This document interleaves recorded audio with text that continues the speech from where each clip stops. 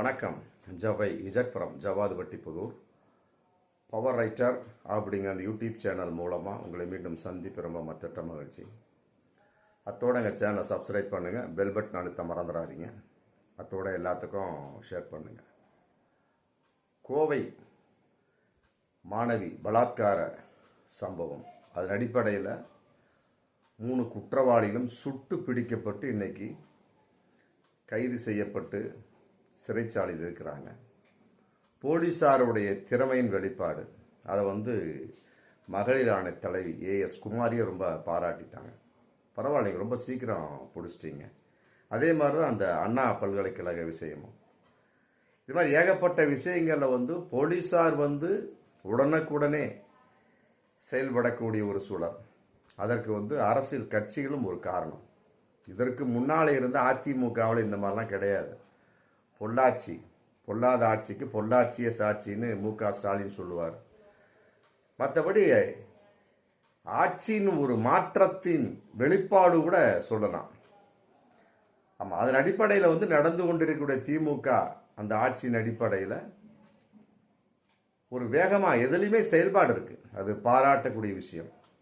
இதில் சுயநலமோ மற்றபடி ஒரு குறிப்பிட்ட ஒரு ஆதரவு அப்படிலாம் கிடையாது. பொதுவாக யாராக இருந்தாலும் பாராட்டி தான் ஆகணும்.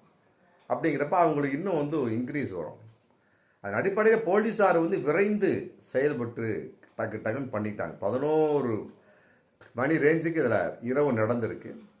ஒரு 1.5 மணி நேரத்துக்கு மேலே அந்த வெட்டுப்பட்ட அந்த காதலன் மயக்கம் தெளிவடைந்து போலீஸில் ஃபோன் அடிக்கிறாரு. உடனே வர்றாங்க. அது வரைக்கும் போலீஸார் அப்படியே ரவுண்டில் போயிட்டு ஒரு 10:30 மணி வரைக்கும் அந்த விமானம், அந்த கோவை விமான நிலையத்தை அந்த ரவுண்டப்பில் வந்துருக்குறாங்க. பெரிய மதில் சுவர் இருக்கிறனால அந்த வகையிலே அவங்க அடிக்கடி போக மாட்டாங்களாம்.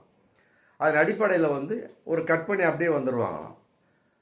அங்கே என்ன இருக்க போகுது அப்படிங்கிறது. ஏன்னா அந்த அளவுக்கு ஒரு காட்டுப்பகுதியான ஒரு இடத்துல உட்காந்து அந்த கன்சல்டிங் அந்த ஆட்டோ மேனும் ஒண்டிப்புதூர் பையனும் மற்றபடி மதுரை மாணவியும் உட்காந்து பேசிகிட்டு இருக்கிறாங்க. 11 மணிக்கு மேலே ஆயிடுச்சு.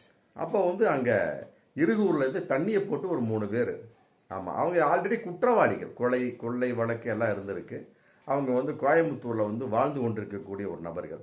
அவங்களோட உண்மையான ஊர் என்னன்னா சிங்கம்புணரி பக்கத்தில் எஸ் கோவில்பட்டி. அந்த உள்ள மக்களே சொல்கிறாங்க, கேள்விப்பட்டு இந்த 3 பேரை சுட்டு கொண்டுடுங்க, அதில் குறிப்பாக அண்ணன் தம்பி சுட்டு கொண்டுருங்க, எங்கள் ஊர் பேரை கெடுத்துட்டானுங்கன்னு சொல்லிட்டு அவங்க இன்னைக்கு பண்ணுறாங்க. அந்த அடிப்படையில் குறுகூரில் தண்ணியை போட்டு மது பாட்டிலும் வந்திருக்கிறானுங்க. மது மயக்கம். ஆமாம், அந்த நேரத்தில் இவங்க காருக்குள்ளே உட்காந்து சும்மா பேசிகிட்டு இருந்தால் கூட பரவாயில்லை, அரை நிர்வாணமாக. ஆமாம், அப்புறம் காதல் விளையாட்டுகள், செக்ஸ் விளையாட்டுலாம் இருந்துட்டுறாங்க. அது இந்த பசங்க அதனுடைய வாக்கு மூலத்தெல்லாம் தெரியும். இதுக்கு முன்னால் அது வெளியே வரல. அப்போ இவர்கள் செய்து கொண்டிருப்பது தவறு தானே, நம்ம அதையும் சுட்டி காட்டணும்.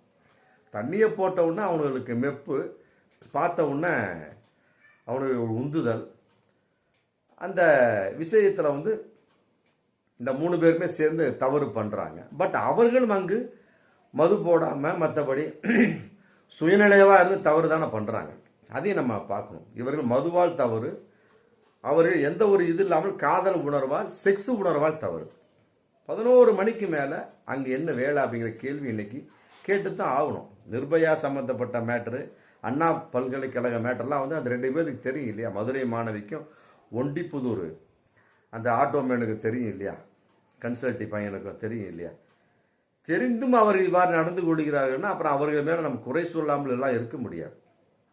சரி, இப்போ அவர் எந்த அளவுக்கு சந்திச்சா, எப்படி அந்த சந்திப்பு நடந்தது அப்படின்னா, இன்ஸ்டாகிராம் அப்படிங்கிறது இன்னைக்கு மிகப்பெரிய ஒரு விஷயமா போயிட்டு இருக்கு. இன்ஸ்டாகிராம் மூலமாக ரீல்ஸ் போட, மற்றபடி ஸ்டோரி போட, அதை போட இதை போட, இப்போ 2 பேரும் சந்திச்சிருக்கிறாங்க. அடிக்கடி உல்லாசமாக இருந்திருக்கிறார்கள் அப்படிங்கிற தகவல் இன்னைக்கு வந்திருக்கு.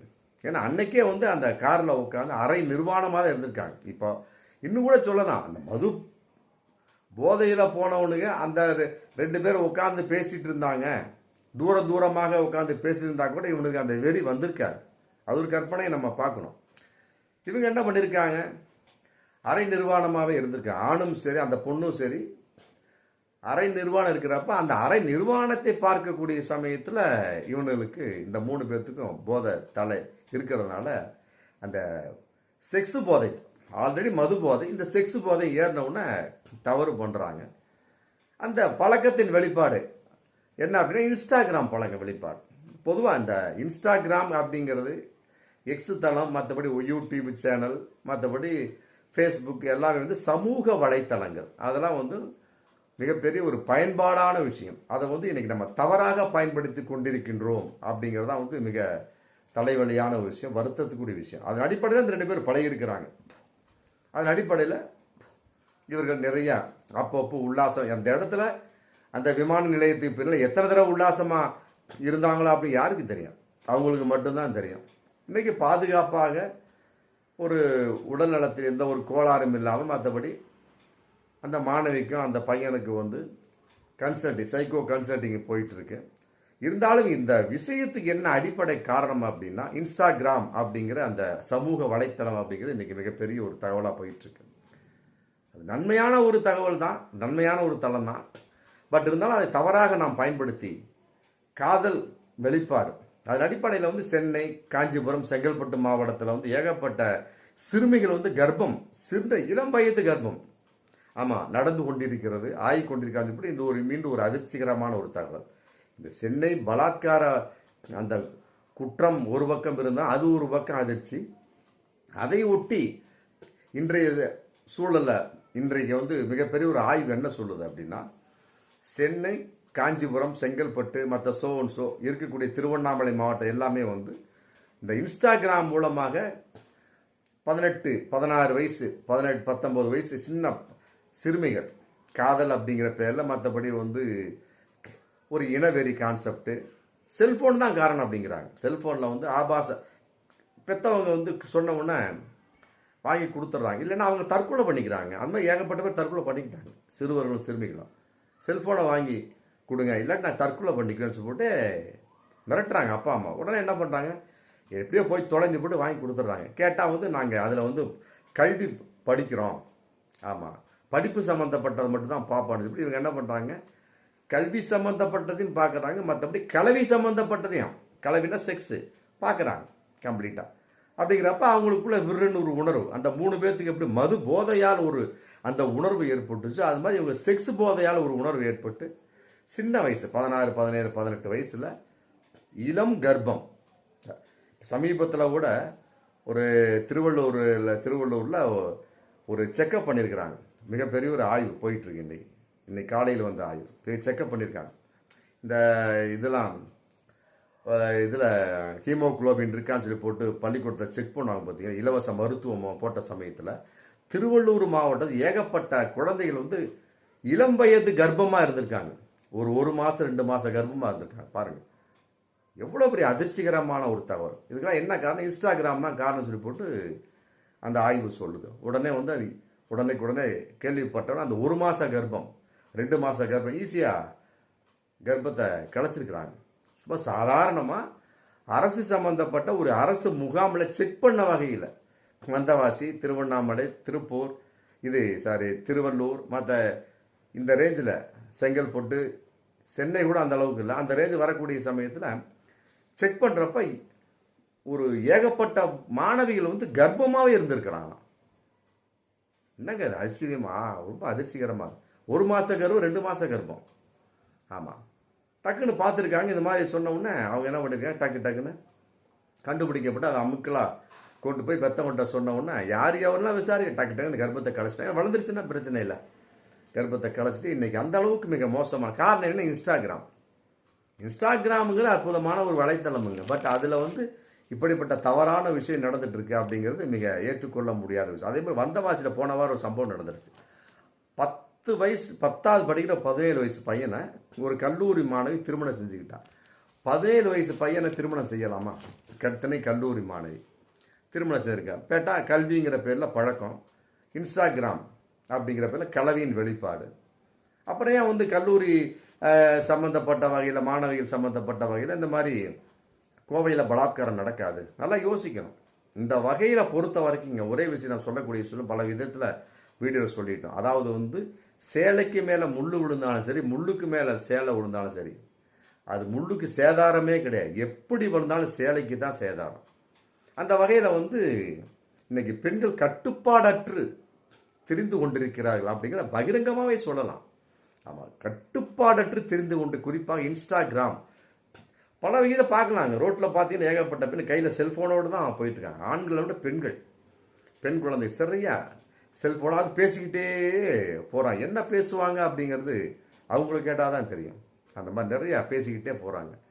அதே மாதிரி வந்து சென்னையில் ஒரு நாளைக்கு ஒரு ஆய்வு, ஒரு 6 மாதத்துக்கு முன்னால் வந்து ஒரு ஆய்வு, சென்னையில் ஒரு நாளைக்கு 10,000 பெண்கள் விபச்சாரத்தில் தள்ளப்படுகிறார்கள், அல்லது இவர்களே விபச்சாரம் செய்கிறார்கள். அந்த மாதிரி ஒரு ஆய்வு போயிட்டு இருக்கு. அந்த மாதிரி நிலை ஏற்பட்டாச்சு. அப்ப பெண்கள் வந்து நிறைய தவறு செய்ய ஆரம்பித்து விட்டார்கள் அப்படிங்கிறது கன்ஃபார்மா தெரியுது. ஆண் துணை இருக்கட்டுங்க, இவங்களுக்கு எங்க அறிவு போச்சு? நம்ம கேட்கக்கூடிய கேள்வி அதான். நிர்பயா மேட்டர் சரி, அண்ணா பல்கலைக்கழக மேட்டர் சரி, இந்த கோயம்புத்தூர் பலாத்கார விமான பெண்புலம் சரி, 11 மணிக்கு ஒரு பெண்ணுக்கு அங்கே என்னங்க வேலை இருக்கு? இரவு 11 மணிக்கு. அப்போ அப்பா அம்மா சரியில்லையா? அவங்களுக்கு அப்பா அம்மா கேள்வி கேட்க மாட்டாங்களா?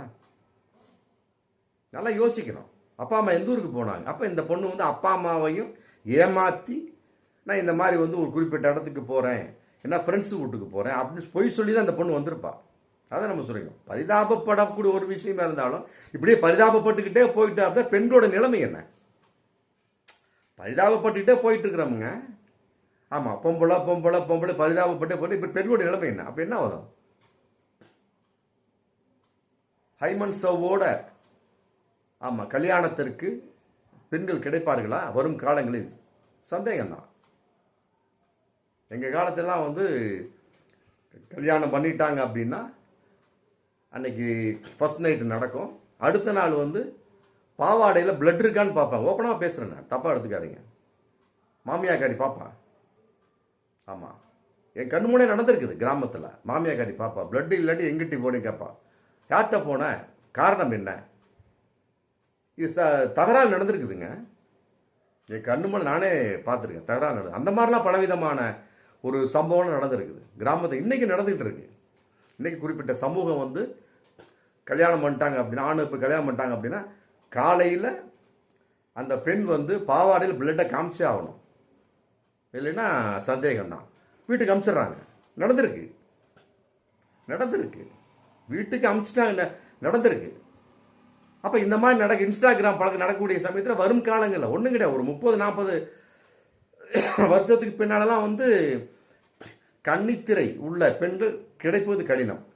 ஆமாம், இதுக்கெல்லாம் வந்து நம்ம பெருசாலாம் தூக்கிலாம் பெண்களை பேசவெல்லாம் முடியாது. அவர்கள் தவறு செய்கிறார்கள் அப்படிங்கிறது இதில் உண்மை. அப்போ ஆணுடைய நிலைமை என்ன? அதை நம்ம யோசிக்கணும். ஆணுடைய நிலைமை, அப்போ ஆண் இழிச்சவாயனா? சரி, அவனும் தவறு செய்கிறாங்க, அப்போ அவனும் தவறு தான், குற்றவாளி தானே? அப்போ இந்த இடையில இன்ஸ்டாகிராம் அப்படிங்கிறது வருது. சமூக வலைத்தளத்தை ஒழுங்காக பயன்படுத்துங்க. ஆமாம், நன்மையான விஷயம். ஆமாம், குறிப்பாக பெண்களுக்கு நான் சொல்லிக் கொள்வது, இரவு நேரத்தில் வந்து ரொம்ப அதிகமாக போகாதீங்க. நம்ம சொல்லலாம் சுதந்திரம் கிடைச்சிருச்சு, பெண்களுக்கு பாதுகாப்பு இல்லை, அதெல்லாம் வந்து அரசியல், நல்லா புரிஞ்சுக்கணும். ஆமாம், அரசியல்வாதி சொல்கிறத நம்பாது. சில அரசியல் சொல்லுவோம் ஆணு பெண்ணும் சரிசமமா அப்படின்பா. ஆணு பெண்ணும் சரிசமங்க, ஆம்பளை வேறு பொம்பளை வேறெல்லாம் கிடையாதுன்னு சொல்லிட்டு அவன் சொல்லுவான். அவன் வந்து எதுக்கு சொல்கிறான் அப்படின்னா ஓட்டுக்காக சொல்கிறது. ஆணும் பெண்ணும் சரிசமம் அப்படின்னு சொல்லுவான். அதெல்லாம் நம்பாதீங்க. அதே மாதிரி பெண்கள் 12 மணி ஆனாலும் போகிறோங்கிறது உண்மைதாங்க, யார் இல்லைன்னா. பட்டு ஆணுக்கென்று ஒரு நிலைப்பாடு, பெண்ணுக்கென்று ஒரு ஏன் பெண்கள் தவறு செய்வது இல்லையா? ஆண்களும் தவறு செய்கிறானா? இந்த பாருங்க வந்தவாசியில் இப்போ சொன்ன பாருங்க, 10வது படிக்கக்கூடிய மாணவனை ஒரு கல்லூரி மாணவி மயக்கி எடுத்துகிட்டு போயிட்டான். இதுக்கு என்ன பண்ணலாம்? பெண்களும் தவறு செய்கிறாங்கல்ல. அப்படிங்கிறப்ப இரவு நேரம் அப்படி எதுக்கு அப்படிங்கிற ஒரு கான்செப்ட் வரக்கூடிய சமயத்தில் அந்த மயக்கம் வரத்தான் செய்யும். எல்லாருக்குமே ஒரு அந்த தூக்க உணர்வோடு இருக்கக்கூடிய சமயத்தில், தூக்கம் என்பது ஒரு வகையான போதை, மது போதை, செக்ஸ் போதை, அடுத்து தூக்க போதை வரக்கூடிய சமயத்தில் அவங்களுக்கு அந்த கண்ணுக்குள்ளே இருக்கும். அப்படிங்கிற சமயத்தில் ஆணுக்கு பெண் தேவை, பெண்ணுக்கு ஆண் தேவை. அப்படிங்கிறப்ப ஒரு தவறு நடக்க வாய்ப்பு இருக்குது. அப்படிங்கிறப்ப நம்ம தாங்க பாதுகாத்துக்கணும். ஆமாம், இதில் வந்து சட்டத்தை நீங்கள் என்ன போட்டாலும் சரி, அதெல்லாம் வேலைக்கா சும்மா. ஆமாம், சட்டத்தை கடுமையாக்கப்பட வேண்டும். மற்றபடி அவர்கள் ஆலோசனை, அவங்களுக்கு மண்டையில் அறிவு இல்லையா? செல்ஃபோனை பார்க்குறாங்க, இன்ஸ்டாகிராமில் ரீல்ஸ் பதிவிடுறாங்க, டான்ஸ் ஆடுறாங்க, லைக்ஸ் போடுறாங்க, லைக்ஸ் போட்டாடி தற்கொலை பண்ணிக்கிறாங்க. செல்போன் வாங்கி கொடுக்காட்டி தற்கொலை பண்ணிக்கிறாங்க, எல்லாம் தெரியுதுல்ல. அப்போ இது தெரியாதா? செக்ஸின் அடிப்படையில் போகக்கூடிய சமயத்தில், பிற ஆண் தொடர்பு வரக்கூடிய சமயத்தில் நமக்கு ஒரு மிகப்பெரிய ஆபத்து இருக்குன்னு ஒரு பெண்ணுக்கு தெரியாதா? அதே மாதிரி ஒரு பெண்ணுக்கு தவறு செய்யக்கூடிய சமயம் நம்ம மாட்டிக்கொள்வோம் அப்படிங்கிறது இந்த ஆணுக்கு தெரியாதா? நல்லா யோசிக்கணும். இதில் பெண்கள் விலகி இருக்கக்கூடிய சமயத்தில் கட்டாயமா ஆமாம் தவறு நடக்க வாய்ப்பு இருக்கா? அதில் வந்து ஆண் வந்து தூண்டில் இடுகின்றான் அப்படிங்கிறத விஷயத்தை நம்ம பார்க்கணும். அதன் அடிப்படையில் காலத்தில் ஆமாம் இளம் தலைமுறைகள் நிறைய தவறு செய்கிறார்கள். காரணம் சமூக வலைத்தளம், அது குறிப்பாக இன்ஸ்டாகிராம் தான் ரொம்ப பஞ்சாக உட்கார்ந்துருக்கு. ஆமாம், பயன்படுத்தக்கூடிய சூழல் நன்றாக பயன்படுத்தலாம், தவறாக பயன்படுத்தக்கூடிய சூழல் இருக்கும் பட்சத்தில் செக்ஸில் போய் முடியுது, பலாத்காரத்தில் போய் முடியுது, பெண்கள் மானபங்கப்படுத்தப்படுகிறார்கள். குறிப்பாக வந்து பெண்களுடைய வாழ்க்கை சீரழிந்து போகிறது அப்படின்னு பார்க்கிறோம். என்ன அதனால் வந்து என்ன விழிப்புணர்வு கொடுத்தாலும் சரிங்க. ஆமாம், விழிப்புணர்வுங்கிறது போதாதுன்னு சொல்ல முடியாதுங்க. ஆமாம், விழிப்புணர்வு கொஞ்சம் தான் கொடுக்க முடியும். அது அடுத்தடுத்து நம்ம தான் ஒரு டெவலப்பிங். இப்போ மற்றதெல்லாம் டெவலப் பண்ணலையா பெண்கள், மற்றெல்லாம் டெவலப் பண்ணலையா? அதான் டெவலப் பண்ணுறோம்ல, அது நீங்களும் டெவலப் பண்ணிக்கணும். அதனால் வந்து நடந்துகிட்டு இருக்கு பல சம்பவங்க. இனிமேல் இது மாதிரி சம்பவம் நடக்காத அளவுக்கு ஆமாம் பெண்கள் வந்து அங்கு உஷாராக இருக்கணும். ஆமாம், திருடனாய் பார்த்து திருந்தாவிட்டால் கட்டாயமாக திருட்டை ஒழிக்கவே முடியாது. நம்ம பார்ப்போம் மீண்டும் அடுத்த வீடியோ. நன்றி.